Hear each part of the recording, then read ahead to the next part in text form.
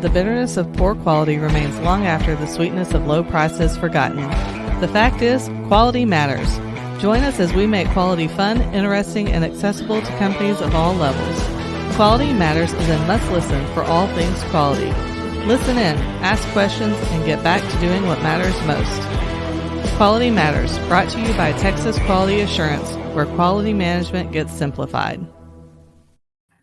Well, hello and welcome back to the Quality Matters podcast. You know, sometimes I wish we just had a camera going the whole time because it's the third time trying to do this almost. Like, I unplugged. So our little quote chalkboard just fell down and I went to set it back up and I see it's kind of tilted the wrong way. So like, yeah, I have to fix it so you guys can see it. Yeah, like as the intro music's going, like, are we going to get to do this? Oh, no, we're going to do it anyways. Is that good? I think that's good.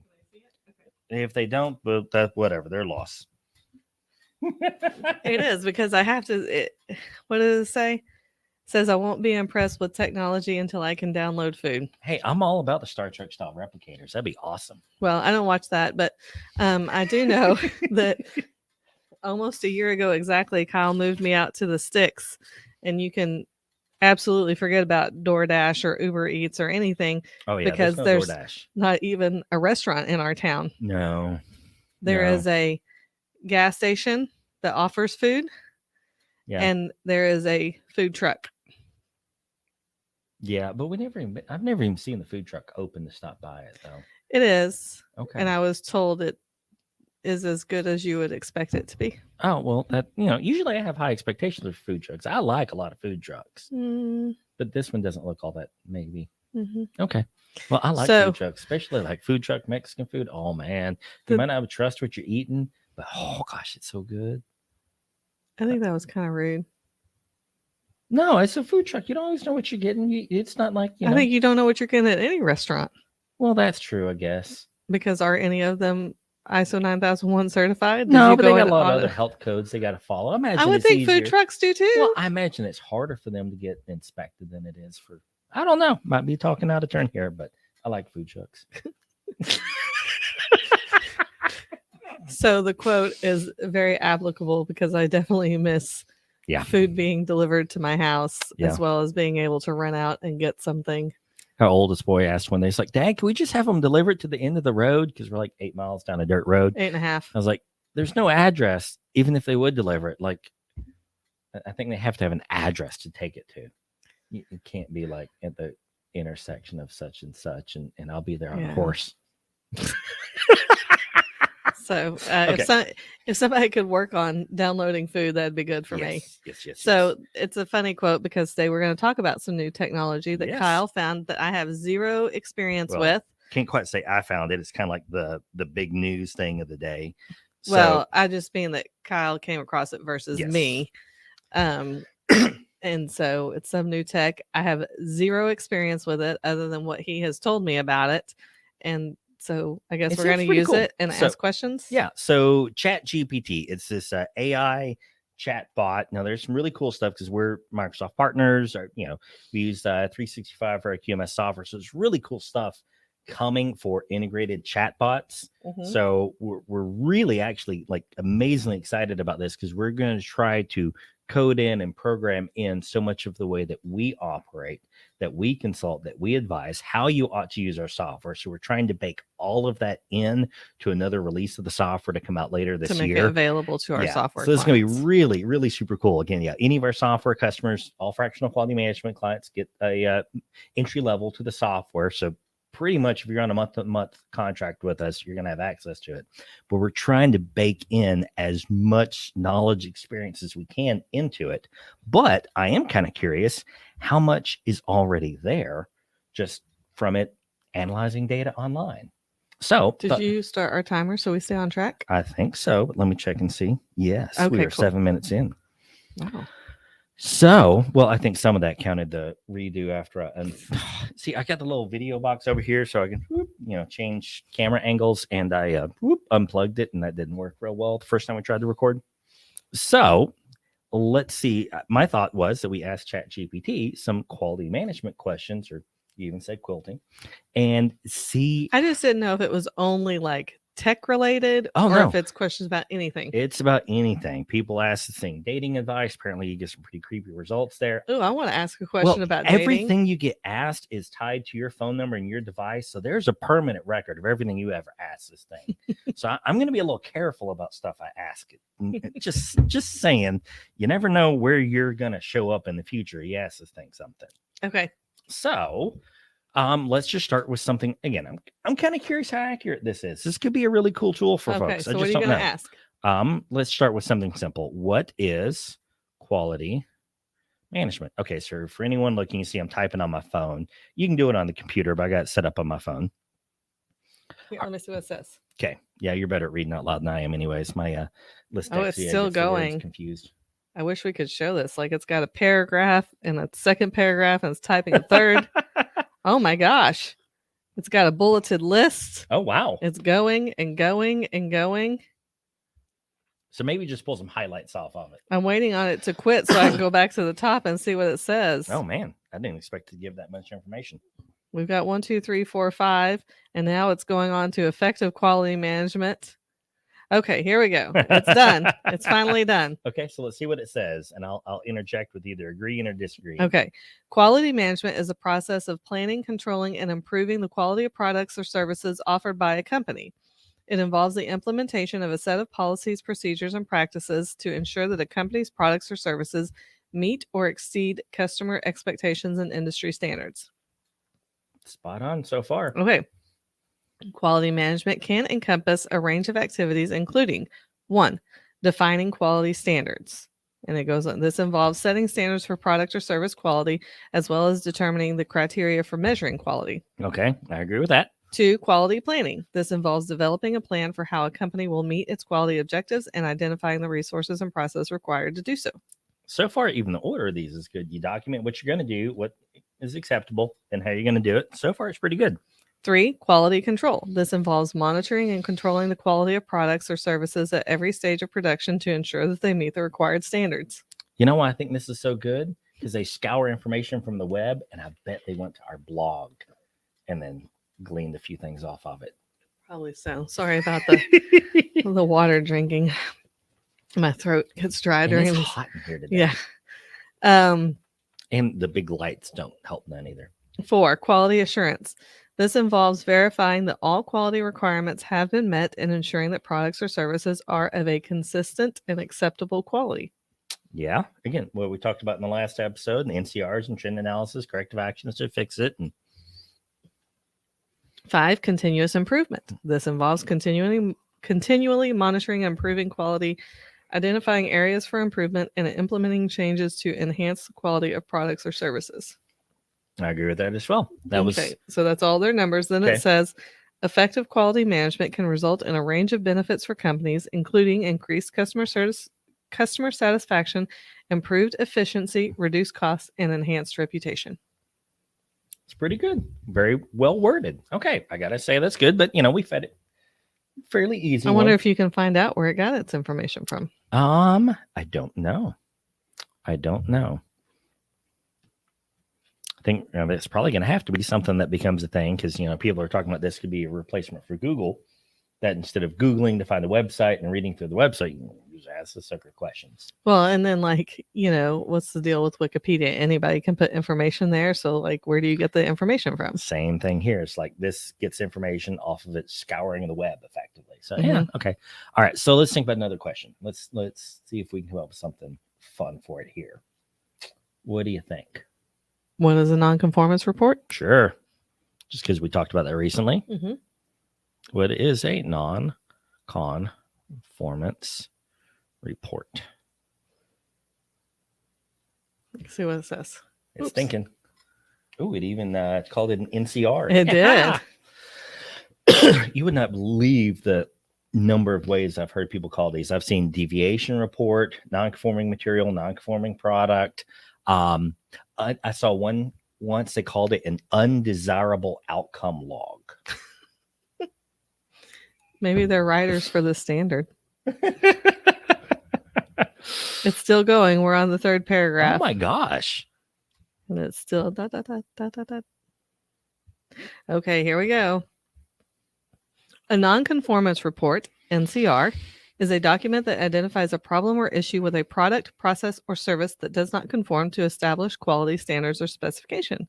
It is a formal record of a nonconformance and is typically created when a quality control or quality assurance process has identified an issue that needs to be addressed.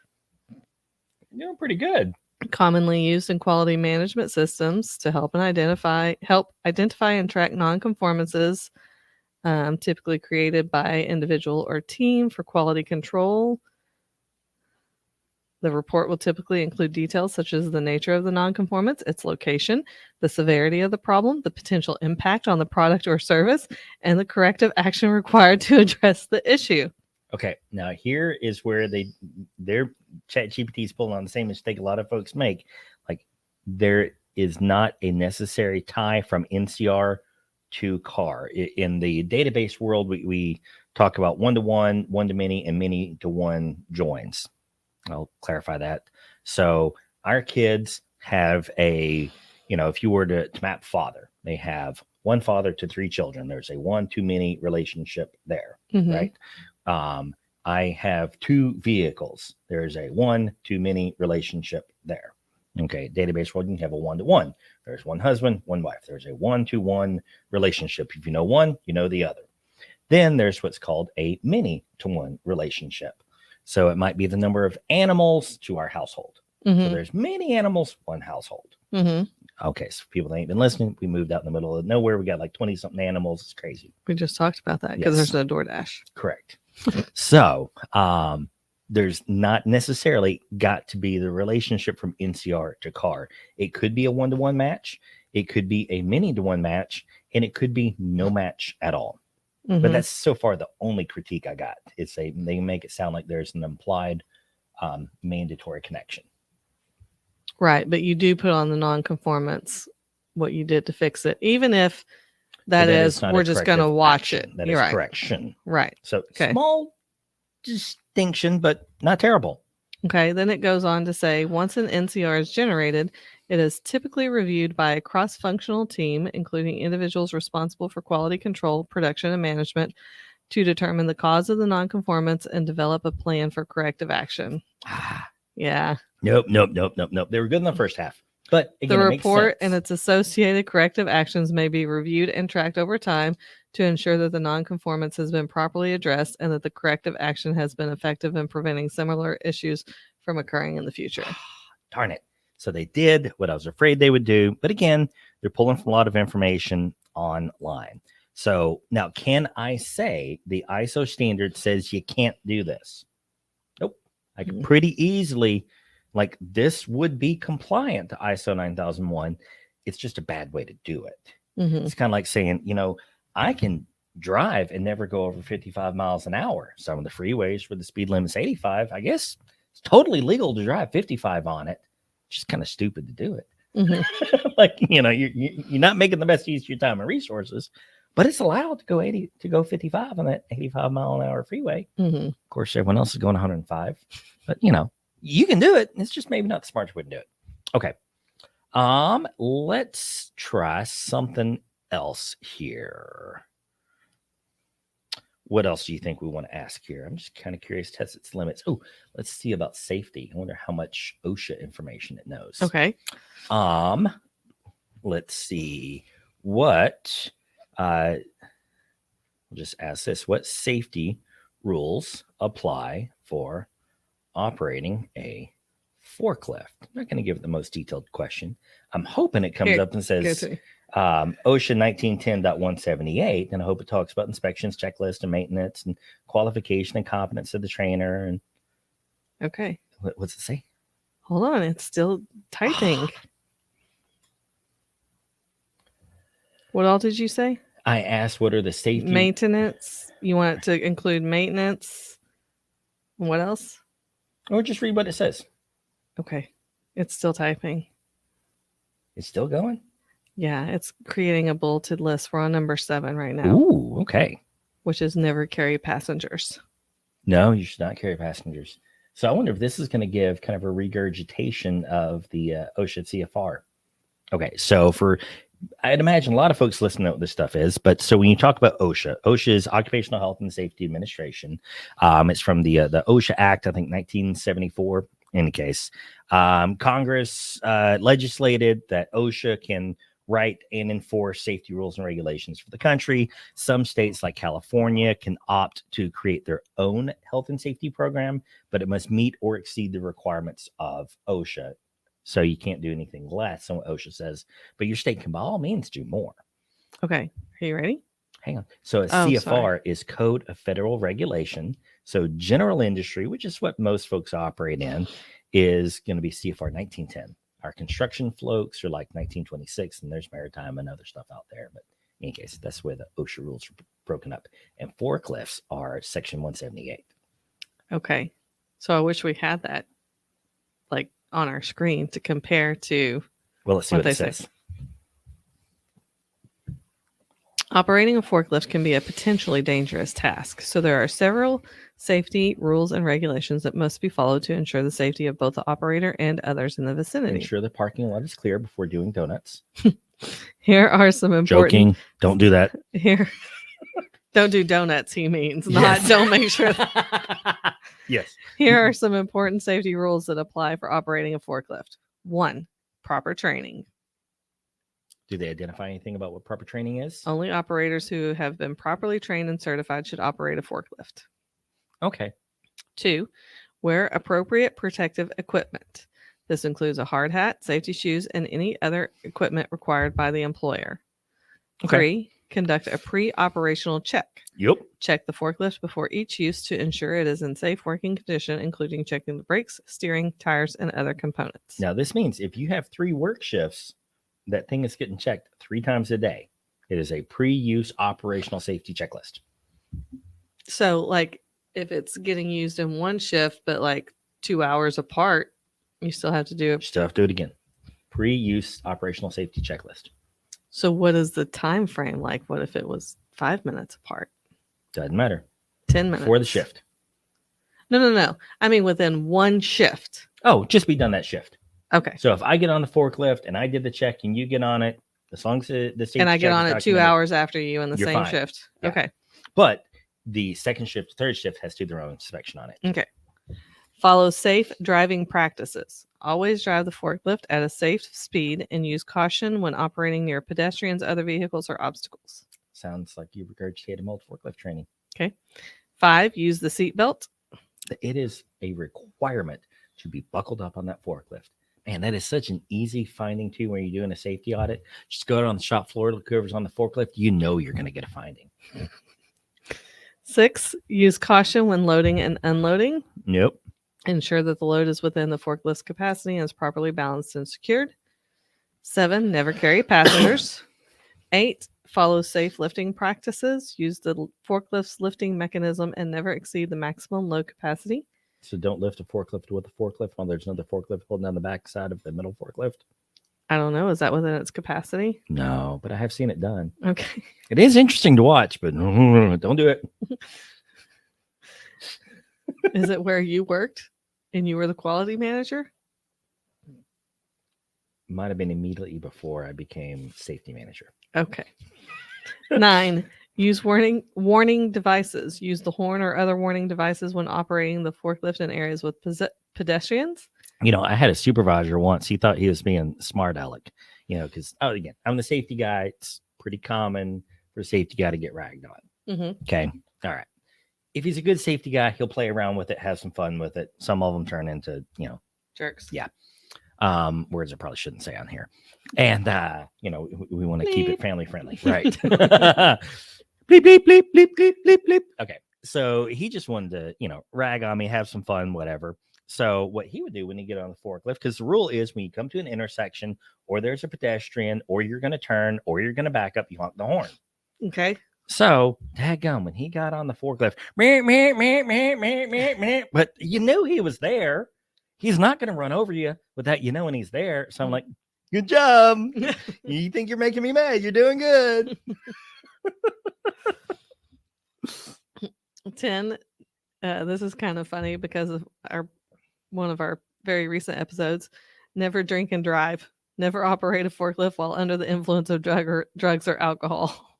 Yeah. Yeah, don't do that. That might be the particular incident I was referencing before. Following these safety rules can help prevent accidents and injuries when operating a forklift. Okay, so they got some basic stuff there. Mhm. Let's see here. I'm going to ask specifically what OSHA requirements control forklift safety. Kind of curious here. Let's see what they come up with.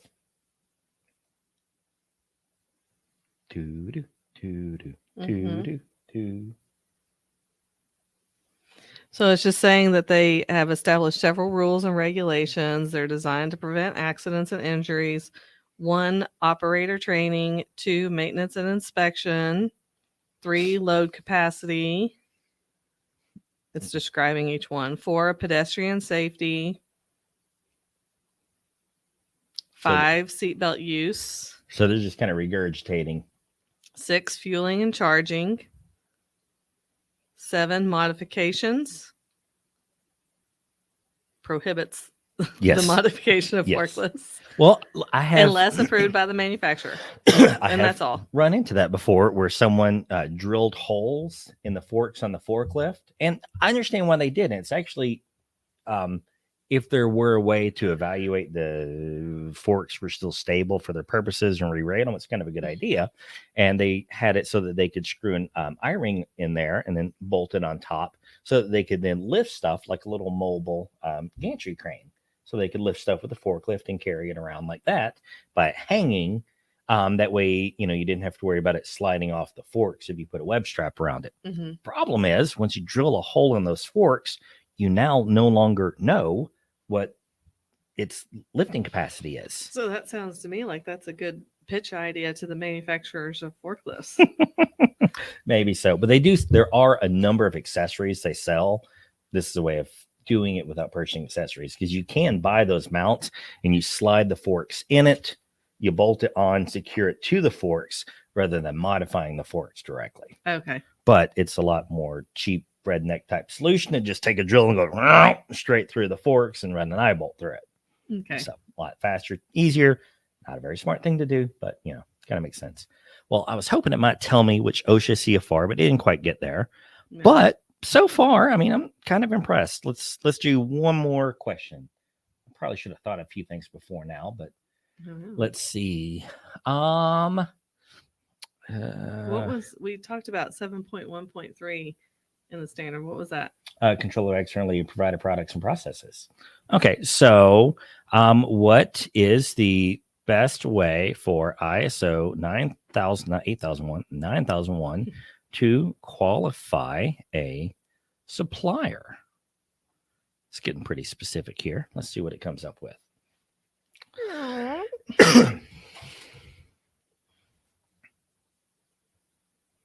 So it's a handy tool, but people kind of need to be advised that it's only as good as the information it can scour online. So if there is a real common proliferation of bad ideas, or say bad ideas, less than ideal ideas, less than ideal, or inaccurate information. Yeah, but it's just going to report on what it's got, which is what we've all known about computers from the beginning: crap in, crap out. But look, that's what they say it and we do a software development. That's like day one of computer programming. So it seems like it kind of spells out each answer to a question with like a summary, a bulleted list, and then it closes with following this, da da da da da. So it kind of first starts out explaining ISO 9001 provides guidelines for the development and implementation of a quality management system for an organization, and it includes requirements for supplier selection and evaluation. Here are some best practices for qualifying a supplier in accordance with ISO 9001. 1, identify supplier criteria. And it talks about that, what you might do. 2, conduct a pre-qualification assessment. Yep. 3, develop a supplier evaluation process. Okay. 4, establish supplier performance metrics. Okay. 5, conduct supplier audits. And 6, monitor supplier performance. Okay. And then, by following these best practices, organizations can effectively qualify and evaluate suppliers in accordance with ISO 9001. Okay, so pretty bland, pretty generic, nothing too specific there, but it covers the bases. It does. So, it's a pretty neat tool. I guess it's just worth knowing that, just like you would with anyone, is kind of take the information it gives you with a grain of salt. Is this true? This is like everything, not just quality or technology. Yeah. Okay, let's do how do you make a peanut butter and jelly sandwich?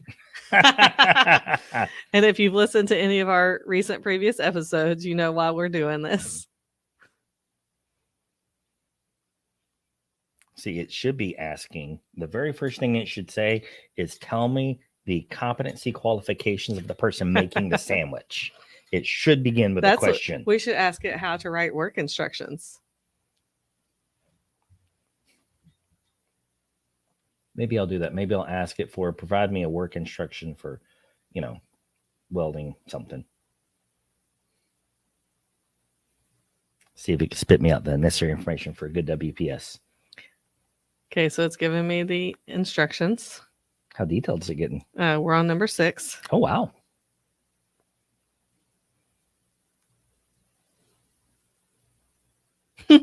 Okay. So it says making a peanut butter and jelly sandwich is a simple and classic recipe that many people enjoy. Here are the steps to make a basic peanut butter and jelly sandwich. Ingredients: 2 slices of bread, white or wheat, peanut butter, jelly or jam, grape, strawberry, or your preferred flavor. Okay. Instructions: 1. Take 2 slices of bread and lay them flat on a plate or cutting board. 2. Spread a layer of peanut butter onto one of the slices of bread using a knife or spoon. You can spread as much or as little peanut butter as you prefer.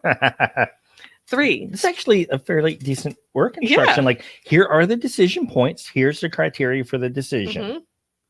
3. Spread a layer of jelly or jam on the other slice of bread using a clean knife or spoon. I like that it distinguishes clean because you've obviously licked the other utensil. You licked the peanut butter off that utensil. Or you do like one of our kids and you wind up with purple peanut butter. Like, again, you can use as much or as little jelly as you like. It would be good if they said, here's a recommended serving size, though. Well, that's on the jars. There we go. 4. Place the 2 slices of bread together with the peanut butter and jelly sides facing each other. That's a good distinction. When I was working with my students, I never considered that point. 5. Press down on the sandwich gently to ensure the peanut butter and jelly are evenly distributed. I just snorted. I was wondering, like, why are you cracking up here? Because I think that's a funny instruction. 6. Cut the sandwich in half diagonally or straight and serve. I feel like we really should conclude the proper way, diagonal or straight. What do you mean? It matters. One is right and one is wrong. Which one do you think is right? Well, I think most people do it straight, but diagonal is the best taste. Okay. Uh-oh, your phone died. Oh, there it goes. You can also add variations to this classic recipe, such as using different types of bread, adding honey or sliced fruit, or toasting the bread before assembling the sandwich. Do it before. I tried making a grilled peanut butter and jelly sandwich like you would cheese. That doesn't work. That's nasty. It gets all oozy and soggy and burned at the same time. Yucky. Yeah. And it closes with, enjoy your peanut butter and jelly sandwich. That was fun. Yeah. Okay. So I think it's a useful tool. There's a lot of instances where it can come in handy. There's actually a few instances we've used already. So there's an issue with a procedure that we were trying to write in a certain way, and we couldn't quite figure out how to word a paragraph we needed in there, really. Mm-hmm. And so we fed it a couple of options and basically said, reword this. Mm-hmm. And so it spat out some alternate ways to say what we were trying to say. And we're like, oh, gosh, that works. And so we took it, slight modification, and we got the answer we needed. I know Caleb, our software manager, has used it in a few instances for figuring out little snippets of code.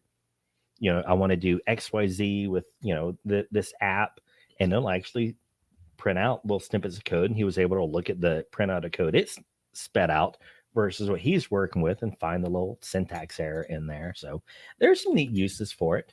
Like I say, I'm kind of excited to see what we can do with building out this, AI chatbot here over the next year. I think it'd be pretty cool if we could feed it enough information. So it's neat. So, and it looks like it's available for whatever your interest or hobby might be. It is. There's stuff. I mean, if it's on the internet, it's got an answer. Okay, let's ask it a quilting question because Okay. that's my new Yes. hobby and business and something. I just acquired a long arm machine, and if you don't Yes. know what that is, that's okay. But I know what it is, but I don't know how to use it. So YouTube is going to be my best friend real soon. So ask it, how do you load a quilt onto a long arm machine? I've already looked at this a little bit. I know a little bit about it, although I have not physically done it yet. Okay. All right. How do you load a quilt onto a long arm machine? Loading a quilt onto a long arm machine can vary depending on the specific machine and frame you're using, but here's some general steps to follow. Make sure your backing fabric is at least 8 to 10 inches longer and wider than your quilt top. Okay. You may need to piece your backing fabric together if your quilt's larger than the width of the fabric.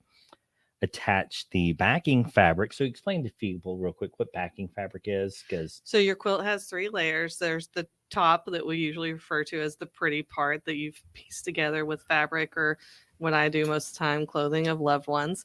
And then you have the back or the bottom of your quilt, which is usually just one printed fabric. Nobody's pieced anything together, but if it's not long enough, you do have to sew 2 pieces of it together to make it big enough for the back. Okay. And then sandwiched in the middle is the batting that makes the quilt soft. You don't see the batting. Right. You kind of feel it because you feel it cool. It's like, why is this soft? Well, it's got a layer in between of like fluffy fabric. Right. So, okay. Place your batting on top of the backing fabric, smoothing out any wrinkles or lumps. Make sure it's centered on the backing fabric and extends beyond the edges of your quilt. Place your quilt top of the batting. Make sure it is centered and straight. Smooth any wrinkles or bumps.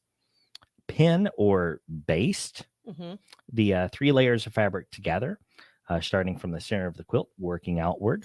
Some long arm machines have a built-in basting stitch that you can use instead of pin or thread basting. Is this correct? I have no idea. I think so. Roll the quilt onto the take-up roller of your long arm machine, starting with the top and moving on to the bottom. Make sure the fabric is straight and taut as you roll it. Yes. So attach the side clamps to the hold fabric in place, making sure it is taut and smooth. Finally, adjust the tension on your long arm machine and test the stitching on a piece of fabric before beginning your quilt project. I'd say it's mostly accurate. I know it talked about centering it, but I think one pretty standard procedure is marking the center on one of your bars that you're rolling it up on, and then folding your backing, marking the center, and making sure those match. It only talked about centering the top onto the back, but you really have to center all 3 of them. But it was pretty. Same thing. I have not used it or loaded a quilt, but it sounds pretty accurate as far as basic instructions. So I'd say this is a pretty useful tool if you're needing some help in wording or getting started on a project. Yeah. I would not dare tell anyone, just take what it says. It's good. Right. But this is actually a pretty darn good way to get started on stuff, which, again, like I say, we've used a couple of times for procedures here already, and I can see a lot more potential uses for it. And it's called what? CHAT GPT. And anybody can use it, or you have to have like a Microsoft license? Currently, it's free. Microsoft bought it. So they're building in some integrations into a lot of their apps. And I'm sure they're going to charge for it because, like, why not? And they charge for everything else. I'm not real sure what they're going to do with it in the end. I think they're trying to build integrations into a lot of their other tools. So how do you use it right now on your phone? You go to a website for it. You do it all through the website. You've got to connect it to an email address or a phone number. Okay. So again, anything you ask, it's tracking. It's tracking. And I wouldn't dare put any intellectual property in here because you're giving that away for the whole world to see. So that is one rule that we have very strongly here is we enter no intellectual property at all. But again, if you're needing to get a start on something, this is a pretty handy tool. Handy tool. Not afraid it's replacing anyone's job just yet, but probably going to make a lot of people's jobs easier. They can make good use of the tool. Cool. All right. Awesome. Thank you much, everyone.